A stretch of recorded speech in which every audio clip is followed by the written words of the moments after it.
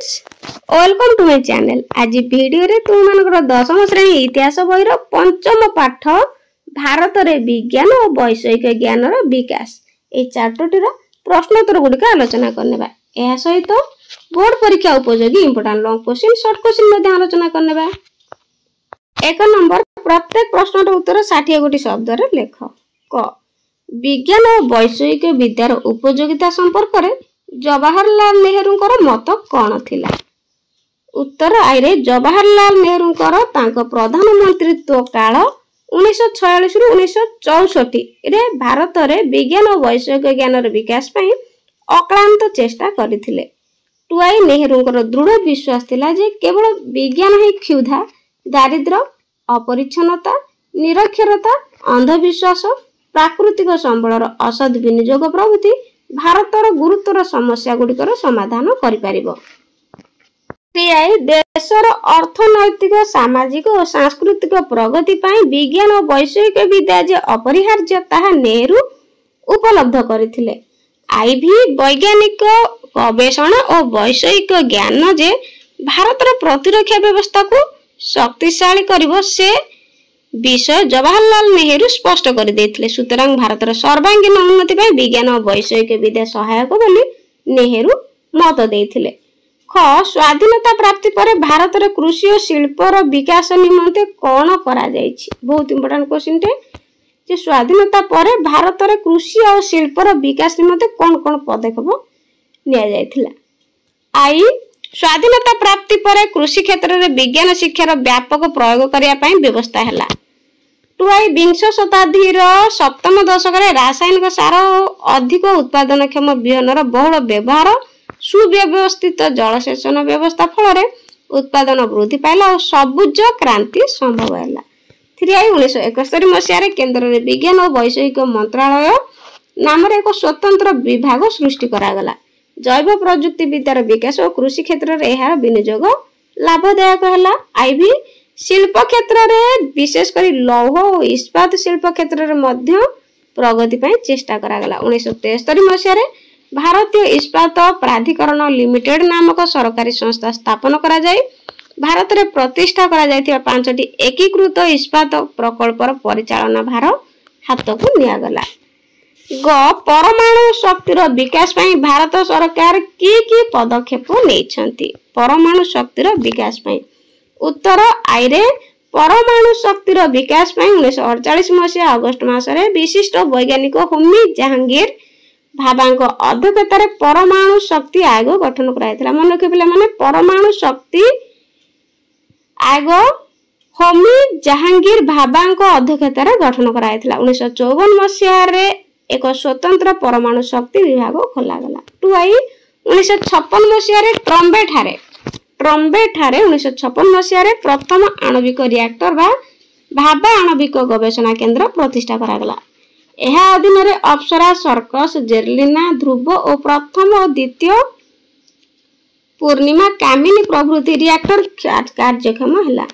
भाभा आणविक गवेषणा केंद्र तत्वावधान अनेक गवेषणा केंद्र पश्चिम काश्मीर और कर्णाटक ठारे गढ़ी उठिला। 1984 मसीह इंदौर ठारे उन्नत वैषयिक ज्ञान केंद्र नामक एक संस्था प्रतिष्ठा करागला। आईभी भारत प्रथम थर पाई 1974 मसीहा मे 18 रे और द्वितीय थर पाई 1998 मसीहा मे 11 रे 13 रे राजस्थान रो पोखरान ठारे परमाणु बोमा परीक्षण होइतला। मन रखे पिला माने बहुत इंपोर्टेंट क्वेश्चन सब। घ प्रतिरक्षा क्षेत्र में भारतर अग्रगति संपर्क रे सूचना दियो। उत्तर आईरे प्रतिरक्षा क्षेत्र में भारतर अग्रगति उद्देश्य 1958 मसीह प्रतिरक्षा गवेषणा और उन्नयन संगठन गठित है। टुआई 1983 मसीह एकीभूत नियंत्रण क्षेपणास्त्र कार्यक्रम हाथ को निया जाय विभिन्न धरणर क्षेपणास्त्र यथा अग्नि, पृथ्वी, धनुष, आकाश त्रिशूल और नाग आदिर विकास करागला। एही क्षेपणास्त्र गुड़िकर परीक्षा पाई ओडिशार चांदीपुर एक क्षेपणास्त्र परीक्षण केंद्र प्रतिष्ठा करागला।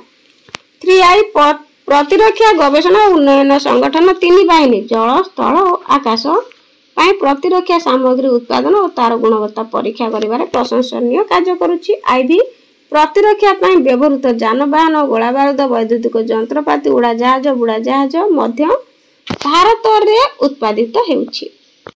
ବିଜ୍ଞାନ ଓ ବୈଷୟିକ ବିଦ୍ୟାର ବିକାଶ ଫଳରେ ଭାରତ କିପରି ଲାଭବାନ ହେଉଛି?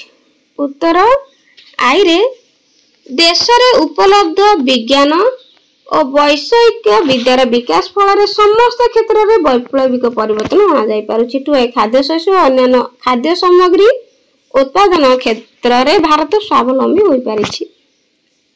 3 ଶିଳ୍ପ କ୍ଷେତ୍ରରେ ଭାରତ ପାରଦର୍ଶିତା ହାସଲ କରିପାରିଛି ଓ ଶକ୍ତି କ୍ଷେତ୍ରରେ ସ୍ୱାବଲମ୍ବୀ ହୋଇପାରିଛି।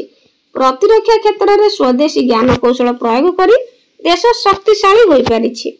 ଆଇଭି ମହାକାଶ ଗବେଷଣା, ସାମୁଦ୍ରିକ ବିଜ୍ଞାନ ଗବେଷଣା ଓ ପରିବେଶ ବିଜ୍ଞାନ ସମ୍ପର୍କରେ ଜ୍ଞାନ ଆହରଣ ଓ ବିନିଯୋଗ ସମ୍ଭବପର ହେବା ସହିତ ମାନବ ସମ୍ବଳକୁ ପ୍ରଶିକ୍ଷିତ ଓ ଦକ୍ଷ କରିପାରିଛି।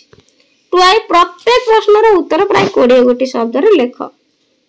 କେଉଁ ଉଦ୍ଦେଶ୍ୟରେ ଭାରତର ବୈଷୟିକ ଅନୁଷ୍ଠାନ ମାନ ପ୍ରତିଷ୍ଠା କରାଯାଇଛି? ଉତ୍ତର ଦେଶରେ ଅର୍ଥନୈତିକ, ସାମାଜିକ ଓ ସାଂସ୍କୃତିକ ପ୍ରଗତି ପାଇଁ ବିଜ୍ଞାନ ଓ ବୈଷୟିକ ବିଦ୍ୟା ଯେ ଅପରିହାର୍ଯ୍ୟ ତାହା ନେହେରୁ ତତ୍କାଳୀନ ଭାରତର ନେତୃବୃନ୍ଦ ଉପଲବ୍ଧି କରିଥିଲେ।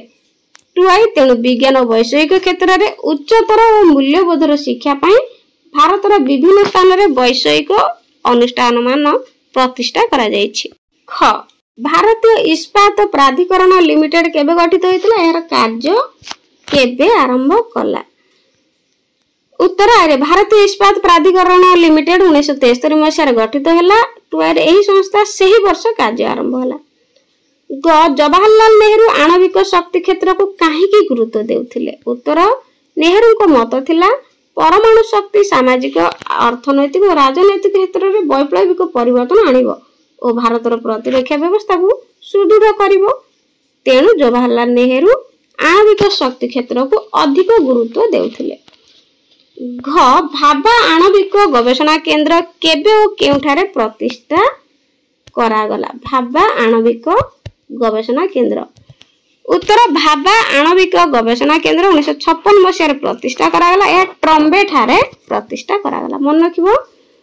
ଭାରତ କେବେ ଓ କେଉଁଠାରେ ତାର ପ୍ରଥମ ପରମାଣୁ ବୋମା ବିସ୍ଫୋରଣ କରିଥିଲା? ଏଟା ମଧ୍ୟ ଇମ୍ପୋର୍ଟାଣ୍ଟ। ଆଇରେ ଭାରତ ତାର ପ୍ରଥମ ପରମାଣୁ ବୋମା ବିସ୍ଫୋରଣ 1974 ମସିହା ମେ ମାସ 18 ତାରିଖରେ କରିଥିଲା। ଏହା ରାଜସ୍ଥାନର ପୋଖରାନ ଠାରେ ହୋଇଥିଲା। ରାଜସ୍ଥାନର ପୋଖରାନ। କେଉଁ କାରଣରୁ ଭାରତ ତାର ପ୍ରତିରକ୍ଷା ବ୍ୟବସ୍ଥାକୁ ଦୃଢ଼ କରିବାର ଆବଶ୍ୟକତା ଉପଲବ୍ଧି କଲା?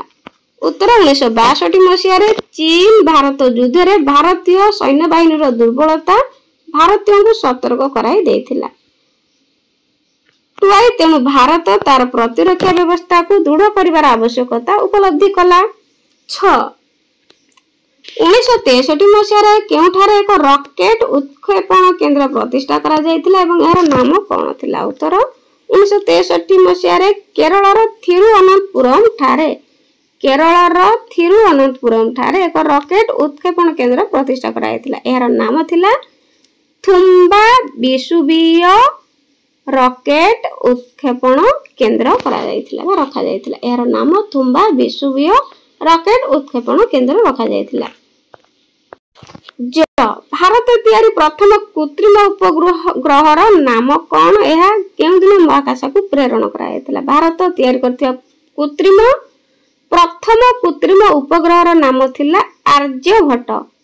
ମନେ ରଖିବ। ଏହା 1975 ମସିହା ଏପ୍ରିଲ 19 ତାରିଖରେ ମହାକାଶକୁ ପ୍ରେରଣ କରାଯାଇଥିଲା। ଭାରତର ପ୍ରଥମ ଯୋଗାଯୋଗ ଉପଗ୍ରହ କେବେ ମହାକାଶକୁ ପ୍ରେରିତ ହେଲା ଓ ଏହାର ନାମ କଣ? ଉତ୍ତର ଭାରତର ପ୍ରଥମ ଯୋଗାଯୋଗ ଉପଗ୍ରହ 1981 ମସିହା ଜୁନ 19 ତାରିଖରେ ମହାକାଶକୁ ପ୍ରେରିତ ହେଲା। ଏହାର ନାମ ଥିଲା ଆପୋଲ। ଏଗୁଡ଼ିକ ସବୁ ବହୁତ ଇମ୍ପୋର୍ଟାଣ୍ଟ। ଭାରତ ମହାକାଶରେ ଛାଡ଼ିଥିବା କୃତ୍ରିମ ଉପଗ୍ରହ ଗୁଡ଼ିକ ମୁଖ୍ୟତଃ କେଉଁ କ୍ଷେତ୍ରରେ ଉପଯୋଗୀ ହୋଇପାରିଛି? ଉତ୍ତର ଭାରତ ମହାକାଶରେ ଛାଡ଼ିଥିବା କୃତ୍ରିମ ଉପଗ୍ରହ ଗୁଡ଼ିକ ମୁଖ୍ୟତଃ 2ଟି କ୍ଷେତ୍ରରେ ଉପଯୋଗୀ ହୋଇପାରିଛି। ସେଗୁଡ଼ିକ ହେଲା ଯୋଗାଯୋଗ, ପାଣିପାଗର ପୂର୍ବାନୁମାନ। 3 ନମ୍ବର ପ୍ରତ୍ୟେକ ପ୍ରଶ୍ନର ଉତ୍ତର ଗୋଟିଏ ଗୋଟିଏ ବାକ୍ୟ ମଧ୍ୟରେ ଦେବା। କେବେ ଭାରତର ପ୍ରଥମ ଜାତୀୟ ପରୀକ୍ଷାଗାରର ଭିତ୍ତିପ୍ରସ୍ତର ସ୍ଥାପନ କରାଯାଇଥିଲା? ଉତ୍ତର ଭାରତର ପ୍ରଥମ ଜାତୀୟ ପରୀକ୍ଷାଗାରର ଭିତ୍ତିପ୍ରସ୍ତର 1947 ମସିହା ଜାନୁଆରୀ 4 ତାରିଖରେ ସ୍ଥାପନ କରାଯାଇଥିଲା। ख वैज्ञानिक और शिल्प गवेषणा केन्द्र प्रथम अध्यक्ष किए थे? उत्तर वैज्ञानिक और शिल्प गवेषणा केन्द्र प्रथम अध्यक्ष थे भारत प्रथम प्रधानमंत्री जवाहरलाल नेहरू। ग केउ अनुष्ठान ढांचारे भारत वैषयिक शिक्षानुष्ठान गठन करागला? उत्तर अमेरिकार मासाचुसेट्स वैषयिक शिक्षानुष्ठान ढांचारे भारत वैषयिक शिक्षानुष्ठान गठन करागला। मन रखियो पिला माने मासाचुसेट्स। घ भारतर केंद्रीय शासन रे केबे विज्ञान और वैषयिक मंत्रालय सृष्टि करागला? उत्तर भारतर केंद्रीय शासन रे 1971 मसीह विज्ञान और वैषयिक मंत्रालय सृष्टि करागला। केबे भारत रे केंद्रीय शासन रे एक स्वतंत्र परमाणु शक्ति विभाग खोला जाइथिला? उत्तर भारतर केंद्रीय शासन रे 1954 मसीह एक स्वतंत्र परमाणु शक्ति विभाग खोला जाइथिला। च इंदौर रे थिबा आणविक प्रतिष्ठान रो नाम कोन? उत्तर इंदौर रे थिबा आणविक प्रतिष्ठान नाम होउची उन्नत वैषयिक ज्ञान केंद्र। छ प्रतिरक्षा गवेषणा और उन्नयन संगठन केबे गठित होइतिला? 1958 रे।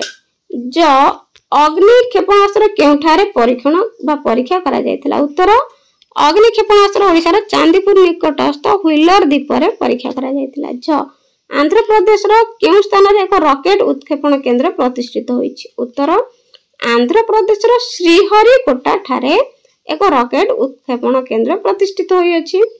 निय प्रथम भास्कर प्रथम उपग्रह प्रेरण पई केउ देशर सहायता निया जायतिला? भास्कर प्रथम उपग्रह प्रेरण पई रूसिया रो सहायता निया जायतिला। बहुत इंपोर्टेंट क्वेश्चन मन रखिया को चेष्टा करिवो। 4 नंबर प्रत्येक प्रश्न रे दिया जायतिबा 4 गोटी विकल्प मध्य ठीक उत्तरटी बाछि तार क्रमिक नंबर सहित लेख। क केउठारे प्रथम भारतीय वैषयिक शिक्षानुष्ठान प्रतिष्ठा करा जायतिला? मुंबई, दिल्ली, खड़गपुर, चेन्नई। तो ठीक उत्तरटी पिला माने खड़गपुर। ख परमाणु शक्ति आयोग प्रथम अध्यक्ष किए थे? जवाहरलाल नेहरू, होमी जहांगीर भाभा, अब्दुल कलाम, विक्रम साराभाई। तो ठीक उत्तर पिला माने होमी जहांगीर भाभा। ग केउटी आणविक रिएक्टर नुहे? ध्रुव, आकाश, अप्सरा, कामिनी। तो ठीक उत्तर पिला माने आकाश। घ एकीभूत नियंत्रित क्षेपणास्त्र विकास कार्यक्रम केबे ठारे आरंभ होइतिला? केबे ठारो आरंभ होइतिला? 1962, 74, 1983, 1984। तो ठीक उत्तर 1983। उपग्रह जोगाजोग केंद्र केउ ठारे अवस्थित? इंदौर, ट्रम्बे, आरबी, लखनऊ। तो ठीक उत्तर पिला माने आरबी। तो एई उत्तरटी ठीक अछि कि भूल अछि मते कमेंट रे निश्चित जणाइबा। तो बोर्ड परीक्षा पई भलो भाबरे प्रिपेयर हेबो। आज पई रहउची गॉड ब्लेस यू।